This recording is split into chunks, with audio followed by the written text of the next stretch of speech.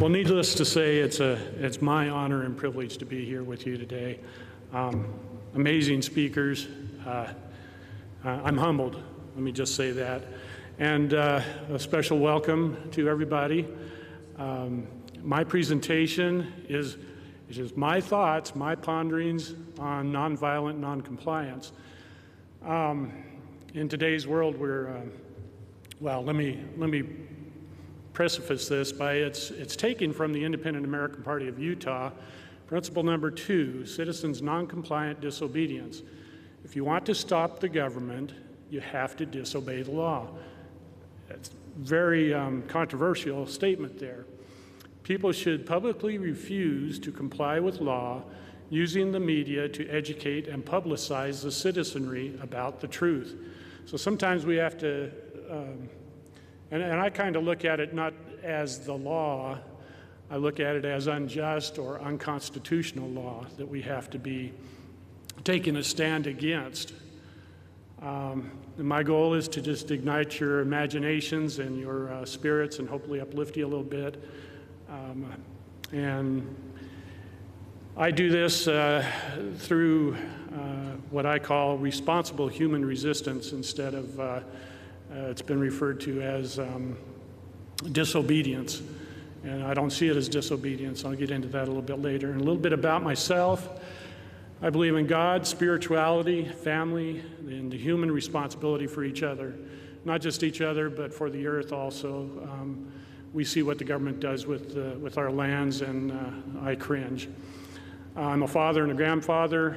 I definitely love freedom and liberty. I'm a cartoonist. I enjoy and find real happiness in producing cartoons. Sometimes it's hard when you're a satirical cartoonist to be positive and uplifting, and it can be done, but it is difficult.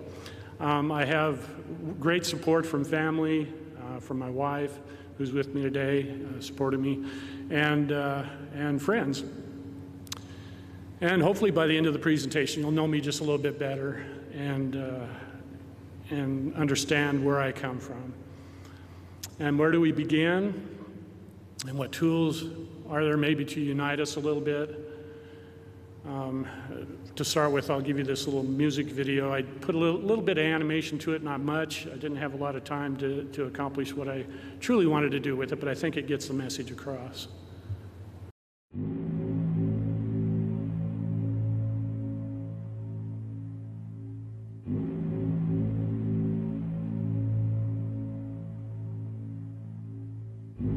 Gonna make a change for once in my life. Gonna feel real good. Gonna make a difference.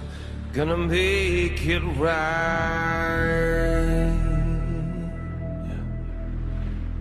As I turn up the collar on my favorite winter coat, this wind is blowing my mind. I see the kids in the street with not enough to eat. Who am I to be blind, pretending not to see their needs?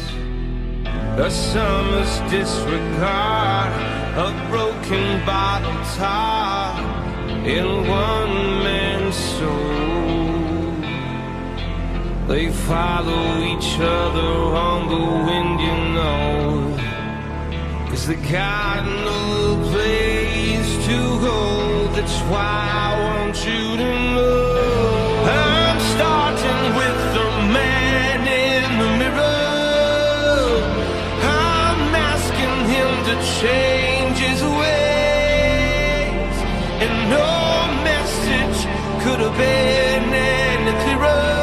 If you want to make the world a better place, take a look at yourself and make that change.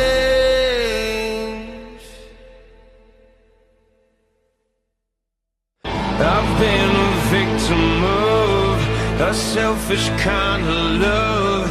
It's time that I realize that there are some with no home, not a nickel to loan. Could it be really mean, pretending that they're not alone?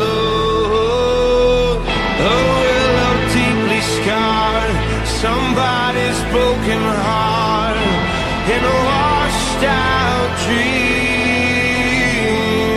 They follow the pattern of the wind you see, 'cause they got no place to be. That's why I'm starting with me. I'm starting with the man in the mirror. I'm asking him to change his ways. And no message could have been any clearer. If you want to make the world a better place, take a look at yourself and make that change.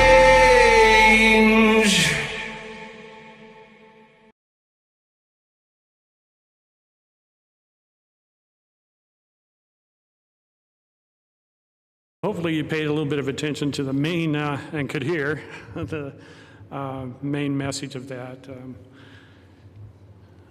One of the things that I've come to ask myself over time and heard other people say, family, friends, you'll question yourself and say, you know, why am I even in the fight? What difference does it make? I'm probably not affecting anything. Nobody's listening. And I'm going to give up. I'm going to just let it crash. I've said this several times. I've put aside my computer and my emails and said I'm not even going to be involved anymore. Just wait until the guns come out and then we'll get involved. And I've even myself said, I've got my own family, my own problems. Why should I care about anything else? I just need to prepare my own self and my own family. It's easy to do that and easy to get caught up in that. But every time I do that and set things aside and say I give up, I'm going to wait and see what happens, the Spirit kind of pulls me back into things. I, for the life of me, don't know why. Aside from it's the Spirit telling me to get involved. And that song came to my mind because it does have to begin with us, and we have to be the ones that change the world for the better. We can't wait for politicians to do it, evidently. Now, in dealing with nonviolent noncompliance, we aren't going to agree 100% with the political leanings maybe of the people I'm going to present. But what we need to look at is that we can make use of the good tactics. There are good tactics that have been used in the past that can help us today. And I've made use of various forms of these tactics on my own, whether it's doing cartooning, which I love the most, or speaking in small groups. I don't like to speak. I have no claim to be an eloquent speaker or a very knowledgeable person on the actual contents of the Constitution. I go mainly by the spirit of things. I do use cartoons and movie clips and pictures, music, anything creative I like to use when I speak or try to express myself. And here I'm going to show just some historic examples of civil resistance and what I like to call responsible human resistance. This is a Catholic priest, John Deere. He's been arrested 47 times, and he's been involved in humanitarian rights protests mainly. And some of them you would agree with, and some of them you wouldn't. Some of them you'd say lean socialistic, and some of them you'd say, okay, I can agree with that. One of the things I find out over my lifetime is that we can find common grounds on some things and be able to use those good things. But John presented, he presented actually 10 major episodes of actions of nonviolent disobedience by Jesus. And so I wanted to start with Christ because that lays the foundation. We often think of Christ as being, you know, just a nice, mellow, doing the good things type of a fellow. Okay, but Christ performed miracles, defying Jewish laws, casting out devils, doing many miracles on the Sabbath, which was not to be heard of. He would associate with unclean people who were deemed unclean at the time. You had the lepers who he would go in and touch and heal and associate with, and that was considered taboo by both the Jewish and societal ways of the time.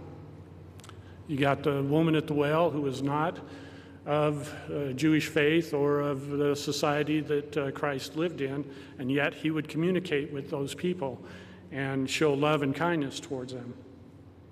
Again, you have Christ showing that mercy and human needs are above man's law.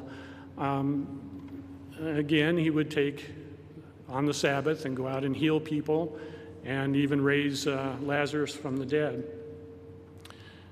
And this is important, where Jesus actually in public embarrasses the leaders of the time, asking them to search their own souls. And we need to do that more often today, I think, than we're used to. He would provoke the Romans and Jewish leaders both by gaining a big following, of associating with poor people or people who weren't the in and famous and beautiful people of the time. And of course, we have him in one instance where he seems very angry and getting out the rope of knots and taking it to the money changers in the temple and trying to cast them out. Then we move on up to the founding fathers. They were very bold. Thomas Jefferson, quote, "When injustice becomes law, resistance becomes duty." And these, as we know, the founding fathers of the time were very bold in their resistance. And they weren't actually wanting to fight to start with. They were just wanting to live in freedom. James Madison, "I believe there are more instances of the abridgment of the freedom of the people by gradual and silent encroachments of those in power than by violent and sudden usurpations." So he could see that even back then, they kind of foresaw the future, I think, in seeing the times that we live in, where it's just kind of creeped in. Like Robert said, over 60 years, look where we're at, just over the 60-year period. Of course, we have Patrick Henry's famous quote, "Is life so dear or peace so sweet as to be purchased at the price of chains and slavery? Forbid it, Almighty God. I know not what course others may take, but as for me, give me liberty or give me death." Henry Thoreau, this moves up to about the Civil War time. His quote is, "Disobedience is the true foundation of liberty. The obedient must be slaves." Now, and you have to take these into consideration as far as how they're applied, because there are certain things that, of course, we need to be obedient to. But when you find unjust or corrupt laws or evil in your time, you have to face up to it and sometimes be disobedient. It's gone beyond remedies like passive resistance. If I may, I, for one, have never advocated passive anything. I'm with Mr. Jinner. We must never submit to such laws. Ever. And I think our resistance must be active and provocative. May I? I want to embarrass all those who wish to treat us as slaves. Thank you. All of them. Forgive my stupid illustration. Allow me. No, please, but I want to change their minds, not kill them for weaknesses we all possess. And what resistance would you offer? The law is due to take effect from April the 6th. I want to call upon the nation to make that a day of prayer and fasting. You mean a general strike? I mean a day of prayer and fasting. Of course, no work could be done, no buses, no trains, no factories, no administration, the country would stop. God, it would terrify them. And it's hard to imagine, for me anyway, today, an organized effort like that to actually put a government up on its heels and stop them. But it is something that we could strive for and work towards. So Gandhi's answer to the problem of the time was not to break out the knives and guns and clubs and stuff to take on an even more powerful government that they were facing. His choice and suggestion was to promote the Golden Rule. And by doing so, you know, we face, I think we're in the times right before the Revolutionary War, and sometimes you have to do the peaceful things in order to bring to light the evil. I don't know, anybody know Antonio Perez? Here's a quiz for you.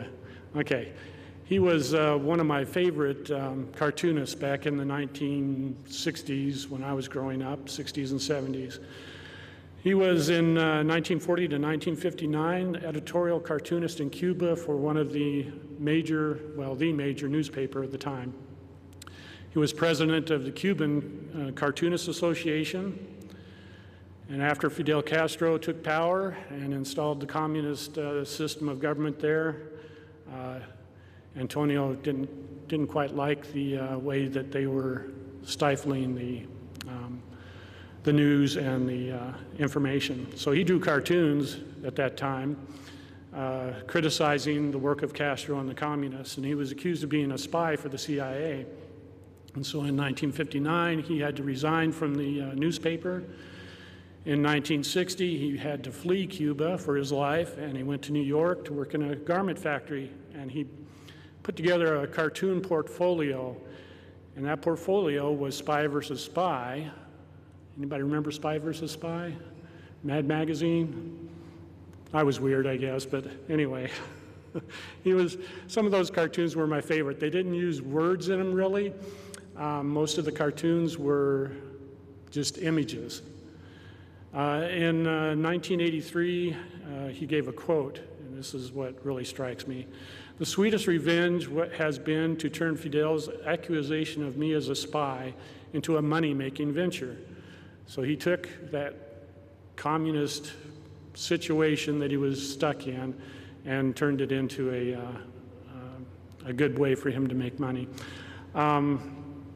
One of the sad things I think about when I think about Antonio and about myself today is I have nowhere to flee. Antonio could come to America and escape communism.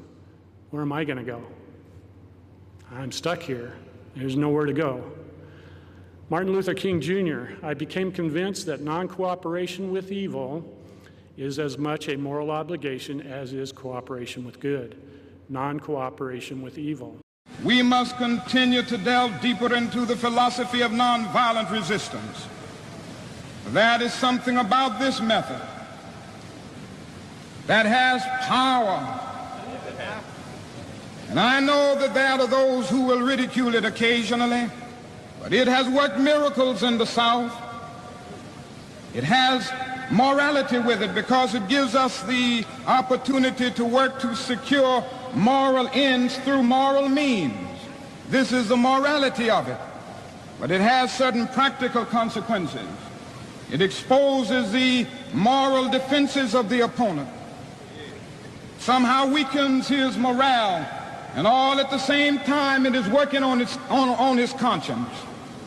It disarms him, and he just doesn't know what to do with it. If he puts you in jail, that's all right. If he doesn't put you in jail, fine. If he beats you up, that's all right. If he doesn't beat you up, that's all right. If he tries to kill you, all right, you develop the quiet courage of dying if necessary without killing. If he tries to threaten you, all right if he doesn't.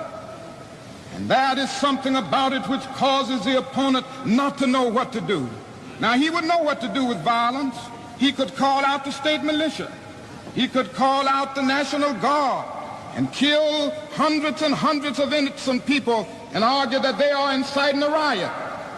They know how to handle violence, but they proved over and over again that they don't know how to handle nonviolence. One of the things we have to learn to do is to set aside our fears and take a stand. Fear is very powerful.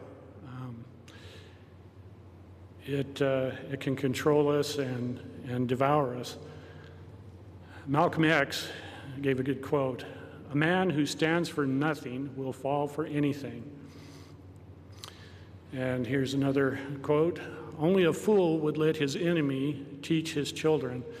And the Bowlers and David Else, I think, is speaking on Common Core and homeschooling. So one of the things to remember, and it's really hard for people to understand some of these things that we're presenting today, but I think if we can do it in a good light, in a good way, in a positive manner, it might catch on.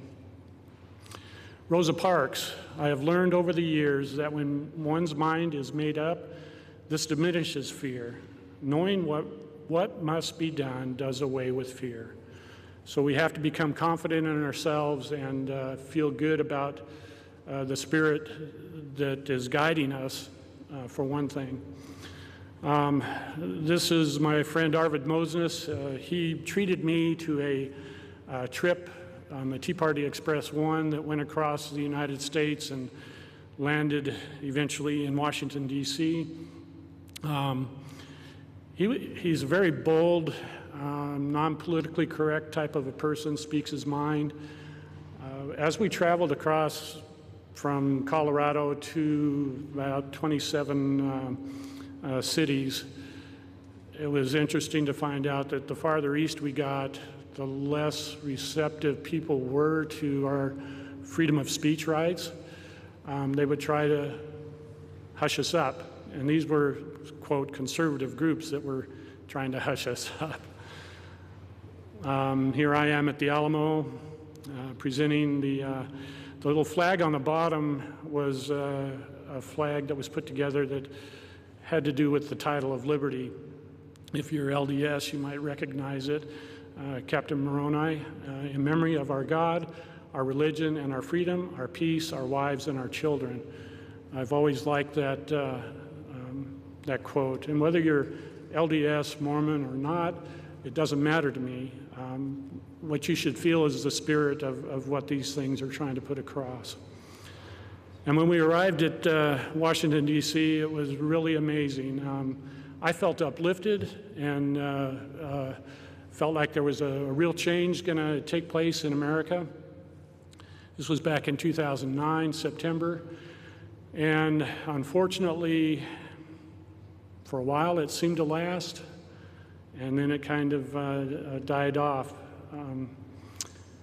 This is a friend of mine, Darius Rasmussen. He's half Iranian, quarter Cherokee, I think, and quarter Irish.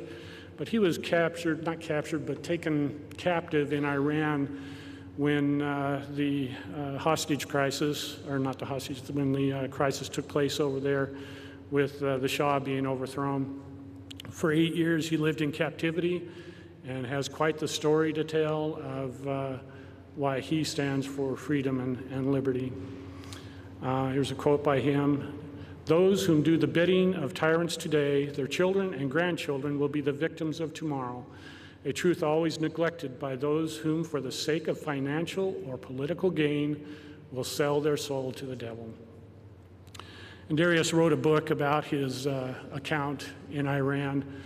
And it's very interesting because we get a skewed view of the people of Iran and think that they're very not nice. And I can tell you that I would get along with his relatives. When we got back from Washington, D.C., Arvid commissioned me to do this billboard. It went up in Grand Junction, Colorado for about 3 days before threats were given on my life and on, which didn't bother me too much. I could handle it. I could answer the phone and say, you know, peace and love to you, brother. But the owner of the billboard location, his wife got calls, and so we were forced to remove this out of respect for them. And a local man is taking out a billboard to show his frustration with President Obama. A new billboard went up this morning. Big deal, right? Well, you may actually change your mind once you see it. Take a look.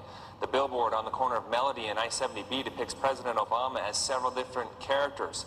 The artist for the billboard says he shows Obama as a terrorist, gangster, Mexican bandito, and a homosexual. The artist was commissioned by a local man who wants to remain anonymous, but wanted to send a message that he doesn't care for what Obama is doing.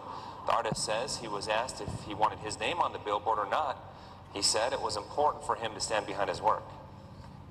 In today's society, it seems like many of us are forced to not put our name on anything out of fear of reprisal or whatever. And I feel like, you know, the First Amendment, freedom of speech, putting a billboard up, you know, that's somebody's right. They paid for it. They wanted me to do it, so I did it, and we put it up there. So sometimes you just have to do what you feel you got to do. And like many of you, I've recognized that I was a Republican for the majority of my life, probably 37 years. And I was a reluctant Republican, let me put it that way. I was always very critical, and I always tried to speak up at any of I went to all the caucuses, and I was a county caucus meeting member, and I was a state caucus representative. One of the sad things is that I discovered that nobody I liked seemed to be getting elected. I produced several cartoons reflecting my view of the Republicans and Democrats over the years. Of course, the Trojan elephant being pulled by the DNC donkey and taking us down the path of Marxism and the path to hell. I produce and put together T-shirts and different slogans to try to express how I feel, and sometimes I try to be uplifting, like I say. It's hard to do, but this one is representing, my wife helped me kind of design this, and it's, you've got rights, and you've heard of Occupy Wall Street and Occupy this and Occupy that, so occupy your rights, take a stand. I just recently, and it was just went into publication yesterday, a book that Anna writes and James Belcher wrote, Reisinger and James Belcher wrote. I did the cartooning and layout and design of the book, and it's available now through Amazon. But it's very enlightening, and it will make you ask questions. Read it with your spouse or your children or a friend, and you'll be amazed at things you learn, and you'll ask questions. This is a couple of cartoons out of it. Dealing with the IRS, you might ask yourself, what is a withholding agent? Well, they kind of explain that a little bit in the book. And the one on the right shows how we've been derailed and are being taken in the opposite direction of the tracks to liberty that we should be on. And I like Kelly. He put together this book, The Book of Mormon's Art of War. I love this book because it reminds me that while I believe in nonviolent noncompliance, I will prepare, and I will help my family to be prepared. And this book talks about, gets into a lot about how to act during times of war if we're drawn into it. A quote from George Washington: "If we desire to secure the peace, one of the most powerful instruments of our rising prosperity, it must be known that we are at all times ready for war." And principle number 3 in that book states, "War is only justified in the defense of life, property, and liberty, including the people's rights of religion, and this after all other reasonable efforts for peace have been pursued. I believe that we have been in a perpetual state of federal government war probably since the Civil War, and there's a reason for that. Robert got into it a little bit. There's money involved, and there's reasons for extracting money from us as citizens. Sun Tzu, the supreme art of war is to subdue the enemy without fighting. So one of my beliefs is, even if you're involved in a war, you look at the battle and you decide, is there a better way that I can win this and defeat my enemy without actually taking up arms, unless I have to. If I have to, you do it. David Justice lives in Gunnison, Colorado. We've seen several instances where our lands have been attacked, and the BLM and Forest Service and agencies like that have tried to strong-arm us. And David was arrested about a year ago for opening a BLM, and it was a county road that the BLM had covered up. They'd gated it off, put boulders on it and trees across it to try to prevent access that has been on that road for probably 100 years. It had been a road available to the people. And so he went out, uncovered it, cleaned it up, made it accessible, and was arrested for it. And he made a point to me, and this is where I got my saying from. He said, we're not being civil disobedient. We stand for human responsibility and God-given duty to care for each other and the earth. So we need to turn all of these things around on our government agencies and say, we're the good guys. We're the ones that are doing what is right. We have the moral high ground. And everybody here is probably aware of the BLM arrest down in Blanding, where Phil Lyman took, I think there was 5 off-road vehicles, and they went up Recapture Canyon, which has been accessible for years and years and years, and the BLM tried to shut everything down. An interesting thing when I was reading and discovering what happened there was Curtis of the Navajo Nation. He gave a quote, an interesting quote to me. He said, hey, if you win in this fight against the government, you've got to help us too to get our land back. And I find it interesting in the fact that we need to unite with whoever is willing to unite with us that has good spirit about them and good cause to join with. I see no reason why we should stand against or not for our Native American brothers and sisters.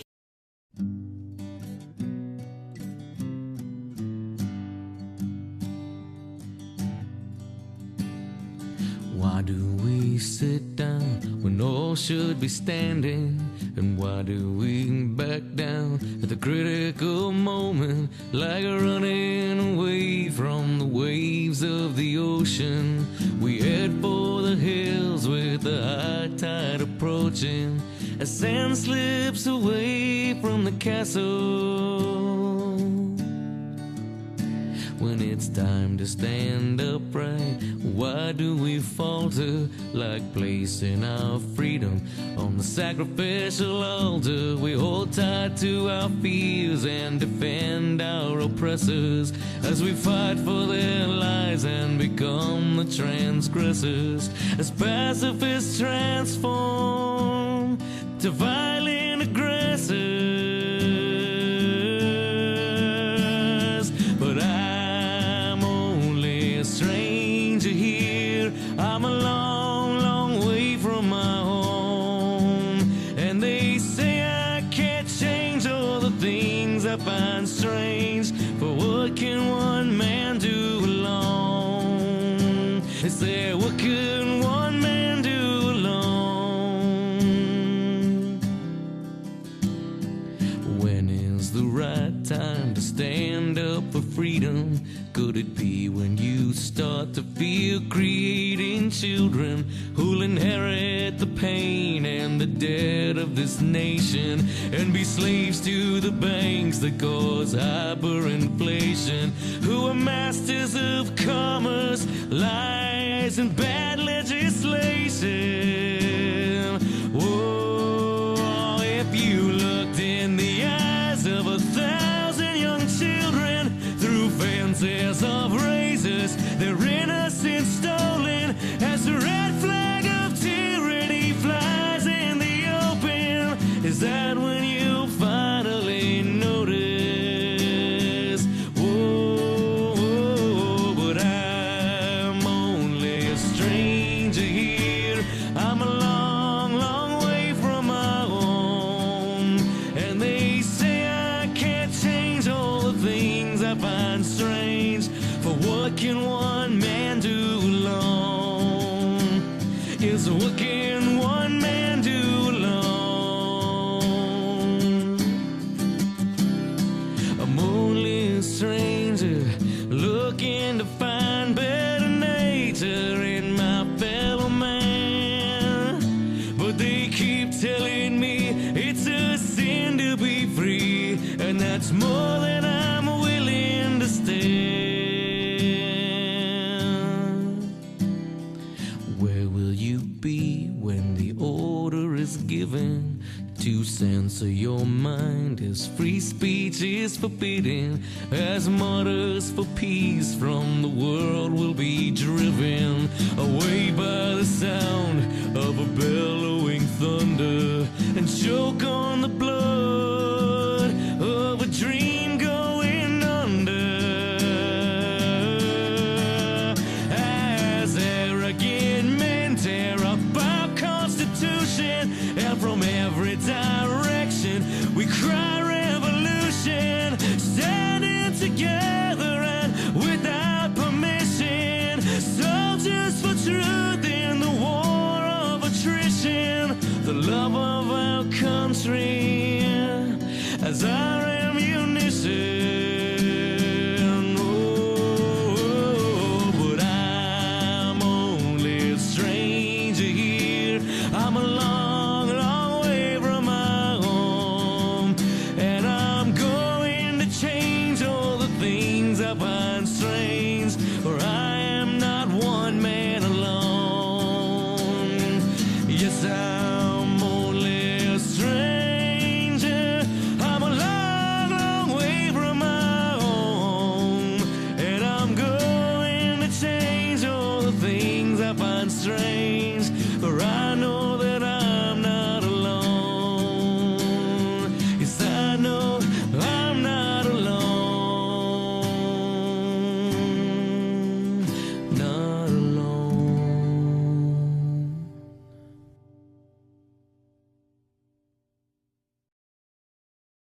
That was Jordan Page. I tried to get a hold of him so I could give him a little better credit for what he did there, but I love that song. And so moving on, there's a short list that I'd like to present. And if you pay attention to when people talk or present or politicians, it'll kind of be revealing to what their intentions are. So on the left, we have the positive. On the right, we have the negative. So if we should be using love, and if you see the hate, you'll recognize where it's coming from. We believe in peace, and they believe in promoting anger. You see this all the time on the news and in the politics. We believe in courage, and they promote fear. They want us to be in fear all the time. We believe in the truth, and they promote lies. And if you speak the truth, they will try to turn it around on you and say that you lie. And you need to be able to recognize who is telling the truth. We believe in harmony. They believe in chaos and crisis. We see that all the time. We believe in creativity. They believe in destruction. We believe in abundance, and they believe in dearth. We believe in optimism, and they believe in despair. We believe in unity, and they believe in division. They love to divide and conquer us. We see that all the time in our groups.